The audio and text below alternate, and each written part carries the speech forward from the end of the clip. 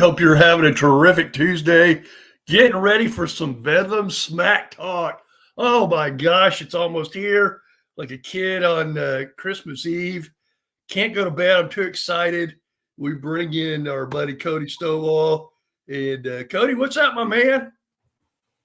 Man, I'm just living the dream right before we get Gallagher Iba Arena kicked off. That 1938 sweet hardwood smell is calling my name. But I wanted to stop by and have some fun with you first, brother man. Absolutely. All in fun. We love the Bedlam Smack Talk. During the game, we'll fight like cats and dogs. Afterwards, we'll buy each other beer and go either soak off our miseries or celebrate, one or the other. And we're going to bring in a guy who definitely is no stranger to Smack Talk. Jason Watkins is going to join us here in a little bit. HOF, college football, baby. And, of course, Cody Stovall, all day OK State. You can follow him on Twitter, X, whatever you want to call it. And, Cody, you every day, of course, and do such a great job with Locked On Oklahoma State. I know Cowboy fans, you are a staple. And if you're not, you definitely should be. Definitely go in and follow and follow him on Twitter, of course, but also go and watch his show every day, subscribe, like it, all that good stuff. And Cody, you've already been going today on Bedlam. It is a big Bedlam. Obviously, the winner is going to be sitting kind of in the catbird seat, particularly if it's Oklahoma State, because the next three games you got over that to figure out the rest of the season, the regular season, are the three teams that have been getting abused a little bit with Houston, UCF. Now, UCF on the road might be a different team. We'll see. And, of course, BYU, which is a pretty good team. The difference, and I think we talked about this before the season when we had you on, the difference is going to be the depth. And as the season goes on, everybody's going to get injuries. If you don't have a whole lot of depth at position, you can go from being pretty good to pretty bad. We saw that in game 7.5 last year as the Cowboys had injuries, of course. But you're all over it. What do the Cowboys have to do to win on Saturday? Well, I think it's pretty simplistic, right? If you shut down the pass, OU hasn't really found a way this year to get the running game going. I don't know if that's due to lack of the ability at the running back position or if it's just kind of confusion with the offensive line.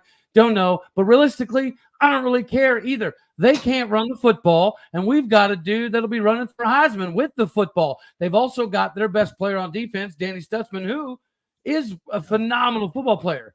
But he's playing on 1.5 ankles, and I don't care who you are. You're not going to stop Ollie Gordon on 1.5 ankles. So, yeah, they can't run the ball. I don't know that they'll be able to stop us from running the ball. So if we can make them one-dimensional and take away some of the pass, I think I like our chances. And realistically speaking, I think that our length and our athleticism is one of the reasons why we have 4 to 5 Cowboys in the top 25 in the Big 12 when it comes to tackles. They're going to be able to play in space. The question is OU going to be able to do what they've been able to do the beginning half of the season offensively, as opposed to the last few weeks when they found themselves in closer situations than most people would have thought physically possible. I do think it's funny they're trying to run Jeff Lebby out of town. That's a little ridiculous. I think he's a pretty daggone good coordinator, so I don't understand what OU fans are freaking out about. But once again, guess what? I don't know, and I don't care. I hope they're freaking out more after Saturday. Yeah, absolutely. Game at 2:30 on ABC, so everybody will have access to that, even if you're too cheap to pay for ESPN or any of that stuff. You might miss a Big 12 game or two, but certainly not going to miss the Cowboys this year. They're on all the big channels, which is good. Had the Sooners have won last week at KU, of course, I didn't want them to, but they didn't. I would definitely be glad to give up college game day for the OU get beat last week, and that's exactly what happened. Well, you know, it was a win-win, was it not? Right? We got to root on Rock Chalk Jayhawk because it did work out better for the entirety of the Big 12, but at the same time, yeah, I understand the other side of the coin. I was kind of excited about the prospect of facing an undefeated top 5 OU in Stillwater. But nonetheless, this will have to work because this has more marbles involved now for the Big 12 title than most, including myself, thought was even possible just a few weeks ago. Beginning of the season, yes, I definitely thought that we were going to have a chance athletically, talent-wise, to have a very big season. And it just it took a couple nice, swift A-whoopings and a nice, swift A-chewing before we got it together. But here we are. Before we get Travis on here in a little bit, he'll be joining us, and I'm going to ask him this question, but I'm going to ask you before he jumps in here. One of the ways you look at teams going into a big game is common opponents. And, of course, one of the team's common opponents was last week. Kansas, of course, beat the Sooners, but the Cowboys had beat them the week before. Another common opponent, Cincinnati. Cowboys whooped the crap out of them. And, of course, OU went on the road. And I wouldn't say struggled, but it certainly wasn't a blowout by any stretch of the imagination. OU, of course, looked pretty good in that Texas game, but I'm not sure they've really played anybody. I don't know if either team's really played a ton. I mean, some top 25 wins, that's true, and that's great, and certainly you'll take that. But I don't know that either team we have a total lock on how it's going to go Saturday. Well, I mean, from a scheduling perspective, right, I think it was a pretty common consensus around the Big 12 that OU and O-State did have likely the easiest schedules in the conference, right? So I don't think there's a big debate there. But nonetheless, as we've seen earlier in the season, if they're on the schedule, you still got to go win them, right? Even the quote-unquote easy ones, you still got to find a way to go get them done. And as OU just kind of found out, right? Yeah, the common opponents, I 100% get that sentiment here. But at the same time, K-State is a team that, we had to get more than ready for. And if OU fans want to keep talking about Ollie Gordon hasn't played a real defense yet, this is the same Kansas State squad that has not allowed a touchdown in the last 10 quarters of football. So if people want to talk about how amazing OU's defense is as compared to how much night and day they're better than Kansas State, I don't buy that. I don't necessarily believe in that. To me, their hope is going to have to fall on Dylan Gabriels, which is why I hope we can find a way to take him away and make them one-dimensional. I'm not a firm believer in their defensive capabilities when it comes to stopping the run either, right? There's a lot of OU fans who are hooting and hollering about how amazing the defensive line of Cincinnati was. This is the same Cincinnati that came in number 2 in the Big 12 and stopping the run, allowing like 100.3 yards a game, and we bust open 315 on them.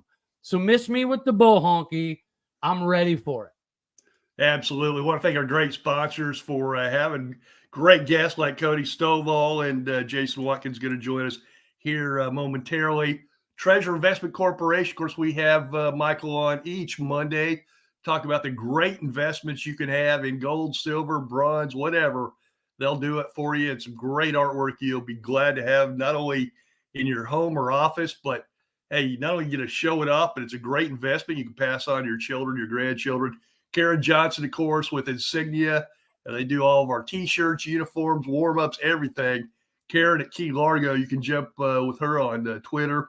Scott Hammer, Cruise Planners. He is a long time been our official vacation planner. And, of course, Cruise Planners, Helping Hands, Ray of Sunshine. Mark and Cindy Welch are good friends. And DoorDash and Wendy's, of course, are corporate sponsors.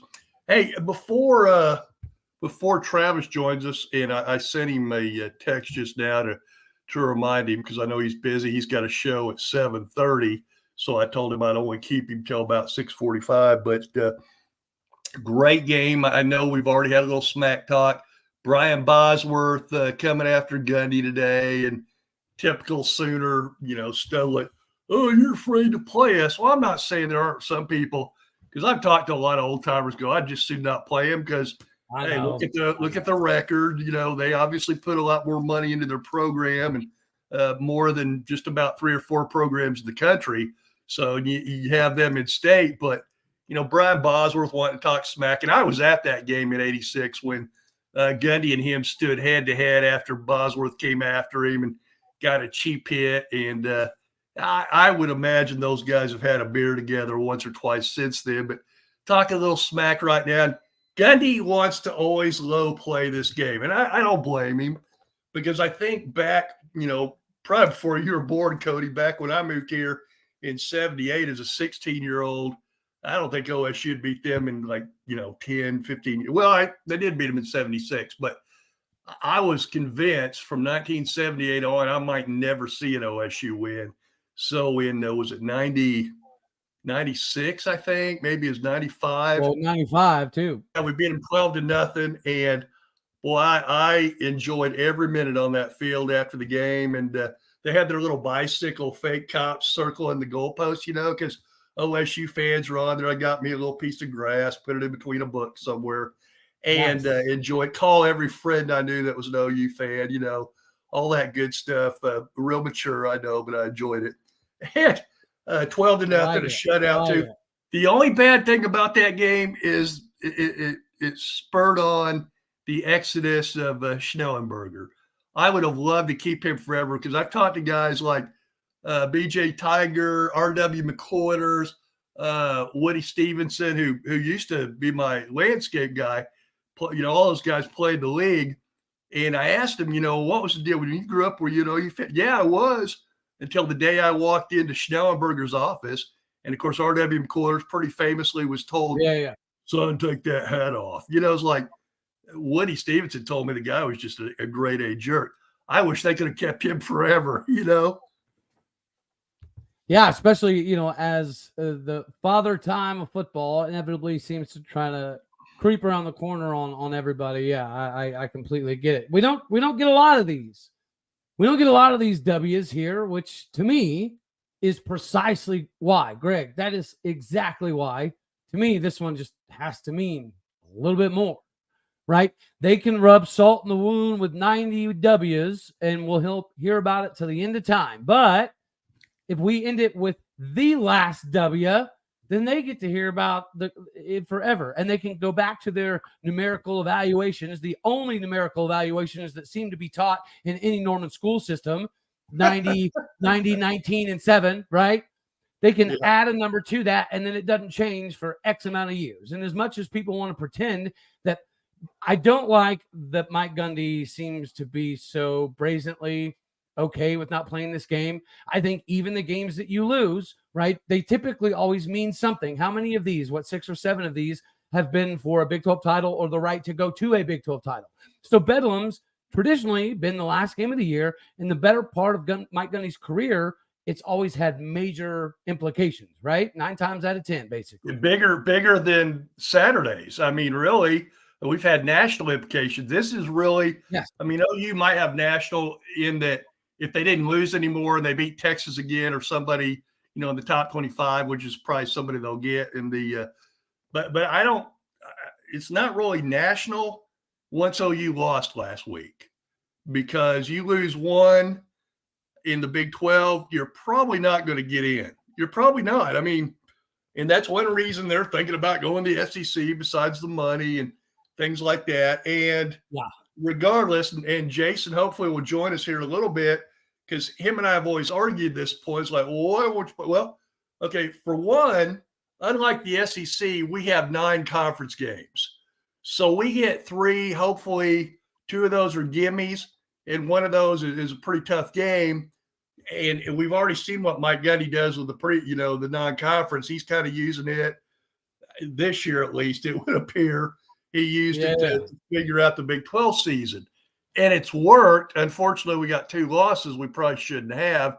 Definitely one.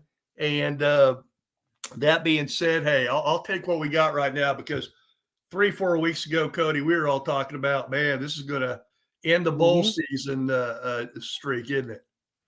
Yeah, if Gundy wasn't able to find a way to regalvanize, everything in the locker room, yeah, man, you've been around this long enough to know the chances of you getting a locker room back in check and re-engaged during seasons, like 10%. It doesn't happen often.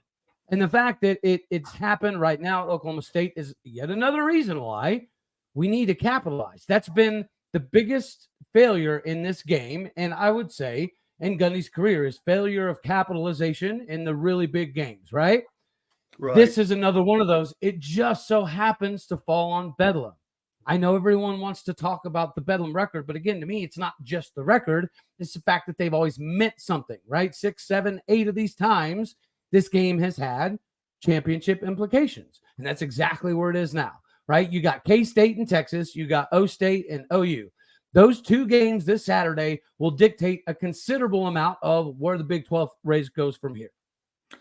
Cody, we talked back, it was sometime after this last season and the exodus of guys leaving, most notably, starters that we lost. And that was disappointing. We talked about Mike Gundy might not be as engaged with the players as he had been earlier, spending time at the farm, those kind of things, which – it's not necessarily a bad thing unless you lose like 13 starters, right? So, well, it was working until NIL and transfer market. Like that's what people seem to gloss over. Like, I hate Gundy. No, he wanted the CEO role and it was working, and then it wasn't. But the problem I always had was when it wasn't working, he just kept acting like everything was fine, right? That there's not fires going on everywhere. And this is all everybody wanted, in my personal opinion. It's what I always wanted. I just wanted him to dive back into the building 24/7 just to see what it looks like, just to see what it does. And I'll be honest with you, I've been surprised. Mike Gundy clearly didn't lose his fastball. He just wasn't using his fastball. Thank you. You and I agree 100% because last week I watched the game twice, watched it live, watched it again on Sunday, kind of in the speed up moment where you don't get to see all the sideline stuff. But if you watch that sideline, I know you were at the game, but if you watch the game in entirety on TV, and that's one reason I quit going to games on a press pass because, man, you can see so much more, and you can see all the games, which, I've been watching everybody. So Gundy is more emotionally involved with his student athletes. It was funny. And they feel it, man. They know it's real. They feel it's real right and here's the deal. Ollie makes a great run, comes over the sideline. It's like early fourth quarter, and the game's starting to get away from Kansas. And Gundy goes over and says something to him, whispers in his ear. And I'm thinking, the guys on TV are going, well, Ollie's probably done for the day, right? No reason to worry him out before the OU game.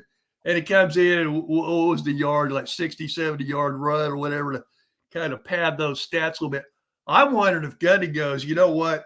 We got you too late of a start. You're probably not going to win the Heisman this year, but this will be a great start to catapult you into next year as one of the odds-on favorites, which will help keep him around in addition to the NIL, right?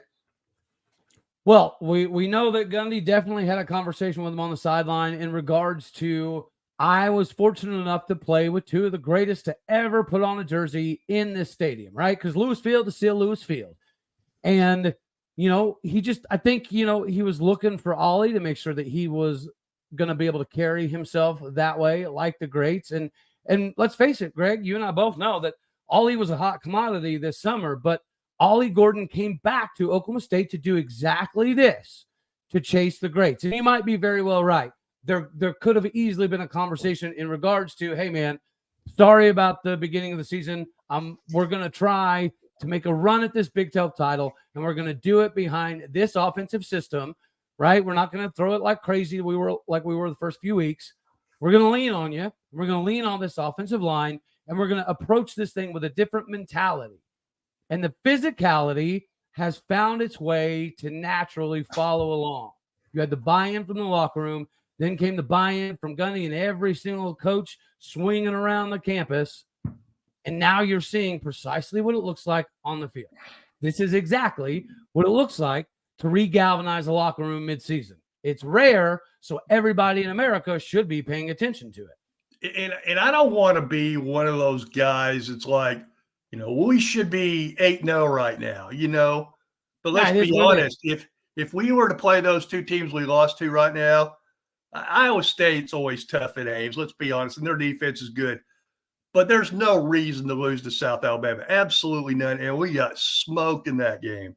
Well, Greg, how many times did we give Ollie the ball against South Alabama? Yeah, well, it wasn't very many because you only had 19 carries in the first 3 games. So, yeah, 2 carries, my dude. Yeah, what the hell's wrong? Well, listen, I love Mike Gundy because I watched him in high school at Midwest City. Right. I watched him win a state championship at Lewis Field. Watched him as a freshman come in that Houston game at halftime when he didn't even have the right pads in his helmet yet because they were going to redshirt him was the plan until I can't remember our quarterback at the time wasn't doing too hot. Was it Rusty?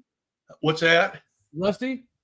Hilgert? No, who was the guy we had? Black quarterback, had a hell of an arm, but he had no touch at all. I mean, he could throw the ball 50, 60 yards, but he couldn't throw a 10-yard touch pass to save it. Ronnie, oh gosh, killing me. Come on, one of you chatters. I don't know. Yeah. They ended up turning him to wide receiver, and he ended up being pretty good, and ended up getting drafted by the Dolphins. So he would never got drafted as a quarterback, so it worked out. But I love Mike Gundy. But do I agree? You mean kind of like the Leon Johnson stuff? Oh, dude, my gosh. Well, it wasn't just him. You brought this up on your show. 2 guys that hadn't played all year, now we're bringing them in. Does that mean, I guess they're not going to redshirt, So, man, the turnaround has been remarkable. It really has. It just makes me sick that it took so long to figure out Ollie was the running back, and who our quarterback was. That made all the difference. And those guys get first team reps all week. That's something a lot of people don't talk about.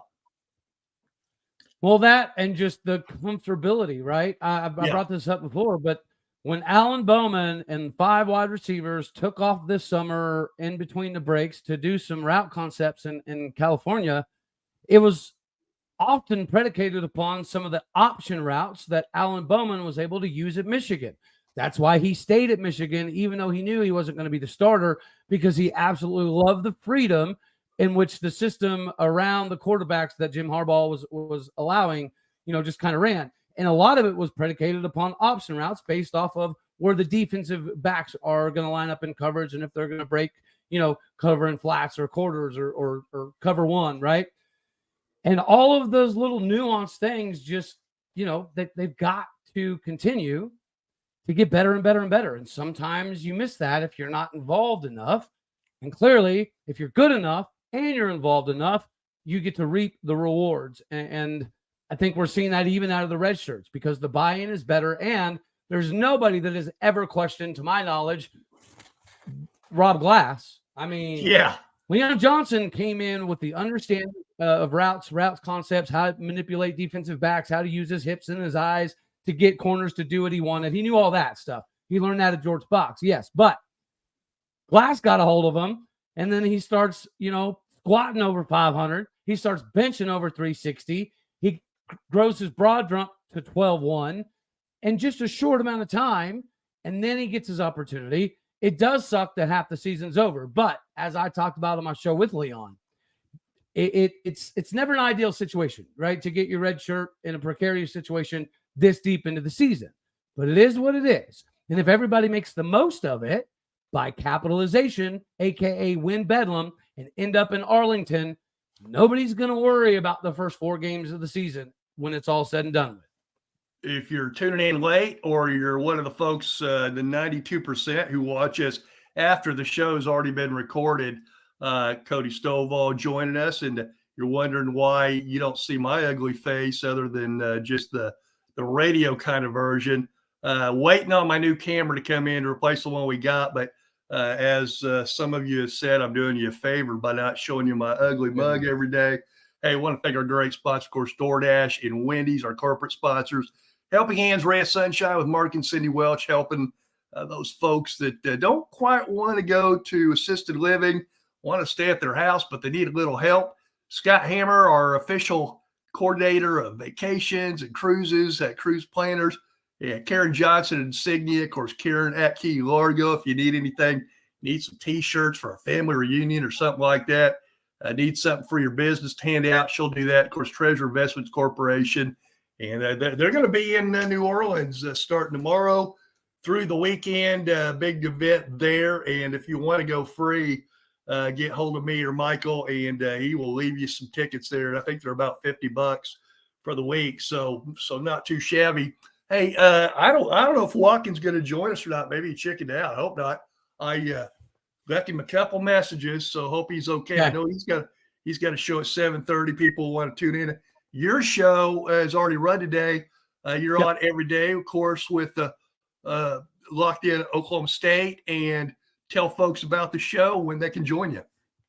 Yeah, Locked On Oklahoma State pretty much every single day. And this week we've got a lot on deck, right? We're looking for this Legends Bedlam, this epic Legends Bedlam matchup. So in honor of that, I'm going to have some greats on the show. We got Reggie White coming on the show. We got Tatum Bell coming on the show. Yeah, we've got the line, Jeremy Smith coming on the show. And I'm pretty sure, I haven't got 100% on this one, but I'm pretty sure we've got Terry Miller lined up this week as well. So it's going to be packed. It's going to be fun. We're going to end up going live a couple times this week as well from the Rocky Mountain Chocolate Factory, downtown Stillwater. Yeah, man, we got a lot rocking and rolling. It's a big week. It's Bedlam. Oh, so you're going to be back again this week? Oh, yeah, I haven't left, man. I've been cruising around campus. This has been with great the folks, or I came all as a solo ranger for this one. You didn't bring the grandkid with you, did you? Nah, I didn't bring. I don't have any grandkids. Are you crazy? Come on now, you have man. A kid. No, you have a kid though, right? Oh, I have several kids. Well, I thought your parents might want to see their grandkids. Your parents still around? Oh yeah. Well, yeah. That's a. I mean, it's like my mom and dad. Greg. When my mom was healthy and dad was still alive, if I came, it was fine. But if I didn't bring the kids, well, forget it. So, how that is. I'm here to get stuff accomplished, and you know what? I still get to do some baseball lessons. This is the beauty of having multiple children, right? I get multiple ways to spread the love and have some fun. I'm also about to go check out. Have you seen the new Gallagher-Iba floor, buddy? I have not. I'm waiting for some pictures. You're going to have to send me some. I will. Yes, sir. Absolutely. And you know what? I promise you, I'm going to look at the new floor. It's not the new floor. It's the 1938 floor. Right. It's been refinished, redone, reglossed. I hear it looks spectacular. So I need to go see for myself. But you already know, if I accidentally look up and see JC Hoyt, life could be worse. Yeah. Well, she was here about a week when we had her on a live radio show we did over at Bad Brad's Barbecue, and nice. she's a hoot. The whole staff at the time, awesome. A lot of fun. Cowgirls will be even better, and they certainly improved last year. Cowboys, Cowboys, I think are going to surprise some people with young talent. It's going to be. Well, Greg, you already know this is one of the top 3 best classes in Oklahoma State history. Yep. And I'm pretty sure Boynton is responsible for 2 of the 3 top classes in O State history. This is year 7. We got to win. We got to win. We got to do it. Hey, I want to change the subject a little bit because I know it's not just Oklahoma State you follow. You got to follow everybody. What do you think about this Michigan story that it gets crazier and crazier? I thought I was going to have to wear boots to walk through all the crap in that story. Now it seems I need hip waders. There you go. Yeah, dude, it's a wild ride, but you've heard the terminology for a long time. You ain't cheating, you ain't trying. I don't know that I fully get down with it, but the concept of always trying to stretch the ways to kind of be more viable, to be more vibrant, and to be winning, I get it to some degree, but yeah, it's kind of wild that they need to do that in such hallowed halls of football country, right? Especially, I like Harbaugh. I think Harbaugh's a phenomenal coach. But, why are we stooping to this level and diving into this? I mean, it's crazy. I get it. You got the Astros, and they're, stealing sign gate. So it happens. It just sucks really bad when you get caught, because when you get caught, you look not only like a dirty girl, but you look like a real desperate dirty girl too. Well, not only that, I mean, if we had a coach here at Oklahoma State and we had we'd beaten Oklahoma twice in a row, and we found that this was happening and all that, it would be crazy. And I would feel like, as an Oklahoma State guy, I would feel lesser about our win. Michigan fans absolutely do not. Yeah, I don't get it. Well, Greg, if that happened at Oklahoma State, we'd be banned from playing ball for a few years. So it could be a different. They're so mad at Michigan, they might give us a penalty again, right? 100%, man. Michigan screws up Oklahoma State, you lose another scholarship. Good job. I'll tell you what, I don't think. How dare you be on? Cody, the question I've been getting asked, and I've done a couple radio shows this week around the country, and the question always asked is, will Michigan tonight, here in about half an hour, when the first college football playoff poll comes out, will Michigan be 1 or 2 like they should be in the polls, or will they be just outside of it being penalized? I don't think they're going to be penalized at all. I don't think you can penalize them because nothing's been officially done. It's like you're innocent till proven guilty. Well, the court of law won't even meet till well after the playoffs. So, well, I don't think they'll be penalized initially. That's for sure, right? Maybe as the more the legs grow, because I do know that this whole 4 playoff crap is supposed to do away with the bias and the favoritism, but we all know that it doesn't. So you're right. Should they end up at 2? I think in this poll they will. But I do think that this court of public opinion will creep in, as it always does, and the later the season goes, it could get a little hairy for them. Yeah, it definitely could. And, human beings are going to be playing that game looking over their shoulder and things like that. But I think Michigan goes ahead and wins out, including the Oklahoma or the Ohio State game there in Ann Arbor. They will easily win the Big Ten championship because, let's be honest, on the West side, the best team would be a distant 4th on the East side, right? So I'm glad people are getting away from these East and West type and North and South type deals. Just take the top 2 teams or whatever it is for the playoffs, which would be fun. What do you think is going to happen on the playoffs, by the way, when they end up doing that? Because let's say it's Alabama, Georgia, and they both go in undefeated, and Georgia wins in a close one. Both of them get in, but is that going to happen in the Big 12? Yeah. I don't know. Will we be strong enough to get 2 teams in every year? Not this year. Yeah. And basically at that time, in the 12-team format. Yeah, you should have both in. Go ahead. Well, let's say it's like 2 years ago when it was Oklahoma State and Baylor, right? Oklahoma State got beat, so they played in a New Year's Six game, and Baylor played in a New Year's Six game too. They didn't go to the playoffs. Had Oklahoma State won, they might have. There's arguments about that. But let's say it was 2 years ago, and Oklahoma State and Baylor would both be in the playoffs. And that the winner is going to get a higher seed. They're probably going to get a bye, right? But the loser is at least going to be in the 12-team playoff. I wish we had that this year. We might actually be talking about the Cowboys have an outside chance with 2 losses. Now you get 2 losses, you're done. So hopefully the Cowboys go out and beat the Sooners and give them their second loss in 2 weeks. Right. Correct. Yeah.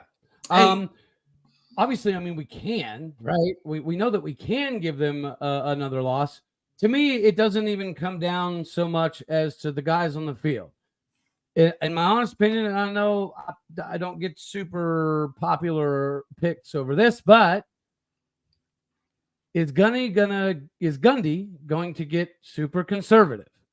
In my opinion, he always has his been. Biggest Achilles heel when it comes to all of these bedlams. Correct, is his over conservative natures always cost us in this game. Can we get this one bedlam here where Gundy throws caution to the wind and says, release everybody. Let's just do everything we can 24/7 and try to get this thing done. Not only done, I don't want to just beat OU, Greg. I want to rip their soul out of their chest in the first quarter and stomp on it the rest of the way. My man. I love it. Hey, because I'm older than you. Not a lot, but about 10 years and 20 years, whatever. I used to, when I first moved here in 78, I had no idea about Bedlam. Matter of fact, I didn't know a lot about Oklahoma State coming from Purdue. I knew about Oklahoma, obviously. I'd seen the Nebraska, Oklahoma, and Texas, Oklahoma. We all grew up watching that, which is great. Then I come down here and find out they're the enemy. And I would ask older folks from my World War II era, I go, why do you guys hate these? I didn't know yet. You only have to meet a few of them to find out, right? But I'm asking, why do you hate the Sooners so much? Well, because after World War II, when they came back, Oklahoma decided, and literally there's been books written about it. The president, basically said, we need to get this great football team. We just came off the Dust Bowl. We came off of World War II. We need something to have pride at the University of Oklahoma and the state of Oklahoma. We're going to build this football team the university can be proud of.